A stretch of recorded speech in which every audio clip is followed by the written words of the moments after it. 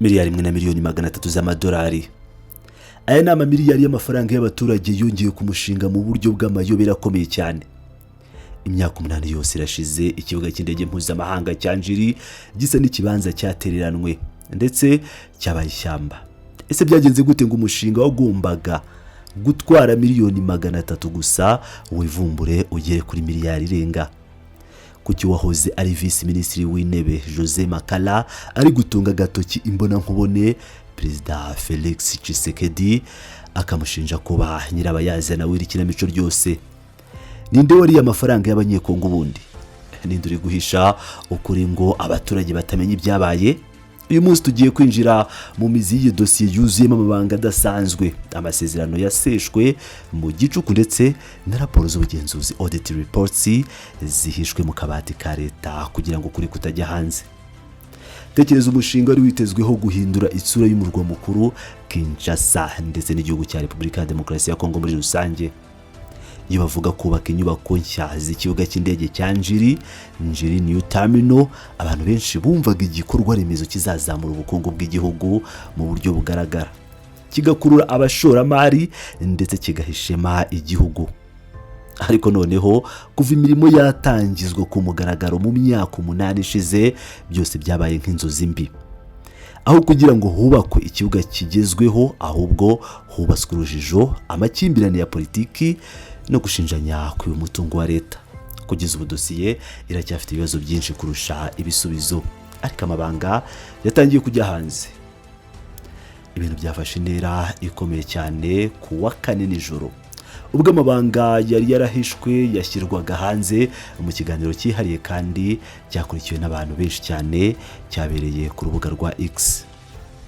Ni mu gice kizwi nka live space cyateguwe n'umunyamakuru w'icyamamare Stanis Bujakela Chiamala, aho hari hatumiyemo umushyitsi udasanzwe.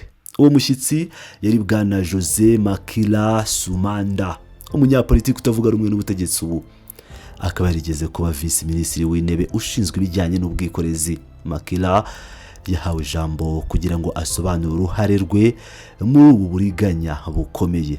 Mu magambo ye yuje icyizere n'ubukana bwibasiye ubutegetsi cyangwa bwibasiye ubutegetsi. Makila akaba yakubise hasi ibirego byose byamushinjaga kurigisa amafaranga, ahubwo ahishura ko nyirabayazana w'ihagarikwa ry'uyu mushinga atarundi ahubwo ari umukuru w'igihugu bwana Felix Tshisekedi ubwe. Reka dusubire inyuma gato kugira ngo twumve neza uburyo iri soko ryatanzwemo bwa mbere n'ukuntu Makila yinjijwe muri iyi dosiye, kugira ngo wumve neza ukuntu ishingiro ry'ikibazo riri ahandi. Makila asobanura ko ubwo yinjiraga mu nshingano zo kuyobora Minisiteri y'Ubwikorezi yasanze hari dosiye yari yaramaze gutegurwa n'ikigo gishinzwe ibibuga by'indege, ibyo bita Civil Aviation Authority cyangwa LVA. Inyigo yari yarakozwe, igishushanyo mbonera gihari, ariko ikibazo nyamukuru cyari kimwe: nta mafaranga na make yari ahari.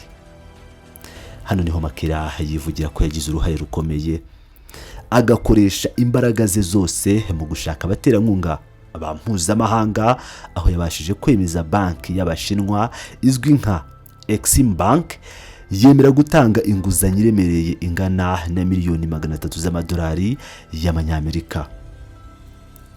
Muri aya masezerano leta ya Kongo yasabwaga kwishyura uruhare rwayo rungana na miliyoni 34 z'amadolari. Si 30 ahubwo ni miliyoni 54, $54 million gusa, kugira ngo umushinga wose ube wuzuye. Ese ayo mafaranga yatanzwe yaba yarakoze iki nyuma yo kwemezwa?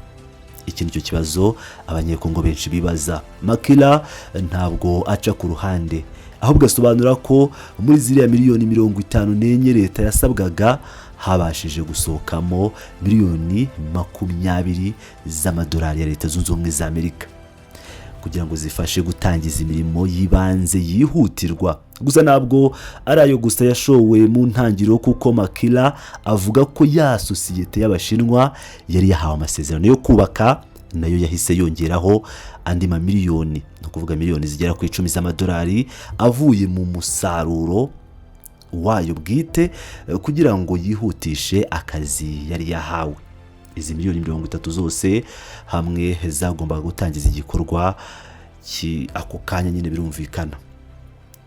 Makira ashimangira yivuye inyuma ko aya mafaranga atigeze ahera mu magambo cyangwa ngo aribwe nk'uko bamwe babivuga. Yatanze ishusho nyayo yaho imirimo yari igeze igihe yavaga muri guverinoma. Avuga ko imirimo yari igeze ku rwego rwo gutunganya ubutaka, kuringaniza ibibanza bizubakwaho ndetse no kubaka inkambi y'ibanze y'abakozi.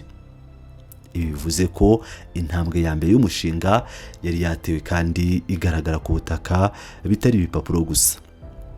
Igihe cyo kuva mu nshingano kigeze, Makira ntiyigeze asiga dosiye mu kirere ngo yigendere. Yashatse kwerekana ko yakoraga mu mucyo. Asobanura ko ubwo yasimburwaga yahamagaye minisitiri mushya Didier Manzenga wamusimbuye, akamusigira ibyangombwa byose by'umushinga mu nteko ishinga amategeko umutwe wa Sena. Ntiyagarukiye aho kuko ngo yashyikirije iyi dosiye na senateri Gayi Lowando, ubu wahawe inshingano zo kuba minisitiri ushinzwe umubano n'inteko ishinga amategeko kugira ngo akomeze gukora ubugenzuzi bujyanye na parliamentary oversight. Kuri uyu mushinga ufite agaciro kanini ku gihugu, Makira yakoze ibi kugira ngo yerekane ko ntacyo yishinja ndetse yashakaga ko akazi gakomeza. Aha niho inkuru ihindura isura by'agatangaza. Ibintu bikomeza kuba amayobera ndetse bikazamo igitugu cya politike. Nyuma y'igenda rya Makira ibintu byarazambye cyane. Makira arega Shizamanga Perezida Felix Tshisekedi Tshilombo ko ariwe wafashe icyemezo cyuzuyemo amakosa cyo gusesa amasezerano leta yari ifitanye n'iriya sosiyete y'Abashinwa. Ibi yabikoze wenyine mu buryo bwo kuvuga ati ngewe ndi umuyobozi, nta mpamvu zifatika atanze. Ese wibaza icyakurikiyeho? Umushinga ntabwo wahagaze burundu, ahubwo perezida yawufashe aho indi sosiyete y'Abanyaturikiya, ikintu giteye inkeke kandi kinyuranyije n'amategeko agenga ishoramari rya leta. Nuko iyi sosiyete nshya yahawe isoko rya za miliyoni nta piganwa na rimwe ribayeho mbere y'igihe. Leta yahisemo uwishaka gusa imuhereza akazi cyangwa imuha isoko. Igice giteye ubwoba kurusha ibindi muri iyi dosiye ni imibare, kuko imibare ntabwo ibeshya. Umushinga wari uteganyijwe gutwara miliyoni 354 z'amadolari ya Leta Zunze Ubumwe za Amerika yose hamwe, wahise uzamuka mu buryo butangaje cyane, wikuba inshuro zirenga 3 uhita ugera kuri miliyari 1 na miliyoni 300 z'amadolari. Ibi byabaye amayobera akomeye mu gihugu aho abaturage bashonje. Makira nijwe iranguriye ndetse ryuzuyemo kuri n'umujinya w'ibiri kuba, yabajije ibibazo bikomeye abantu bose bari bamuteze amatwi ati: tuvuye ku isoko rya miliyoni 354 tugiye kuri miliyari 1 n'ibice bitatu. Kuki yaseje amasezerano n'Abashinwa bari batangiye imirimo kandi banashyizemo amafaranga yabo? Kuki yagize atya umushinga akawutiza Abanyaturikiya nta piganwa rikoze nk'uko amategeko abigenga? Ibibazo byose ni Tshilombo ubwavuga Felix Tshisekedi ugomba kubibazwa. Ni ugomba guha abanyekongo ibisobanuro byimbitse kandi byumvikana kuri aya mamiliyaridi yiyongereyeho ntacyo ashingiyeho. N'ibyo birego ari ukuri kuki abantu bamwe bakomeje gutunga agatoki Makira bamushinja kwibaza miliyoni 20 zibanze zasohotse. Makira yisobanuye kuri ingingo yivuye inyuma avuga ko ari umwere 100%, aho yagize ati nta ruhare na ruto mfite mwinyirizwa ry'ayo mafaranga ya leta. Ndabivuga nizeye ukuri kwanjye kuko n'ubu abayobora ikigo gishinzwe ibibuga by'indege Civil Aviation Authority ntabwo ari abantu bo mu ishyaka ryanjye, ni abantu ba leta iriho. Bafite uburenganzira bwose ndetse n'ububasha bwo kugenzura impapuro, bagenzure za konti zose, barebe niba hari ifaranga na rimwe natwaye. Ariko so kuri kwihishe kugira ngo ashimangire ko ari umwere. Makira yahishuye indi nkuru itangaje leta ikomeje kugira ibanga. Yavuze ko mu gihe cya guverinoma ya Tshisekedi hagati habayeho ubugenzuzi bwimbitse cyane bw'imari. ibyo twakwita financial audit bwakozwe kuri uyu mushinga w'ikibuga cy'indege cya Njiri. Ubugenzuzi bwakoranywe ubushishozi buhanitse buyobowe n'abantu bakomeye cyane barimo Nicolas Kazadi wari minisitiri w'imari icyo gihe, Sheribe Okende wari minisitiri w'ubwikorezi, bafatanyije n'umugenzuzi mukuru w'imari ya leta w'igihugu Jire Alingeti uwo bita auditeur general. Makila yemeza ko ibyavuye muri iyi raporo y'ubugenzuzi bugaragaza neza ko nta kosa na rimwe yakoze ndetse bikaba bimugira umwere wuzuye. Ariko ikibabaje ndetse gitera urujijo gishingiye kuri politike ya Kongo nuko ibyavuye muri ubu bugenzuzi, iyi audit, bitigeze na rimwe bishyirwa hagaragara ngo abaturage basome bamenye ukuri.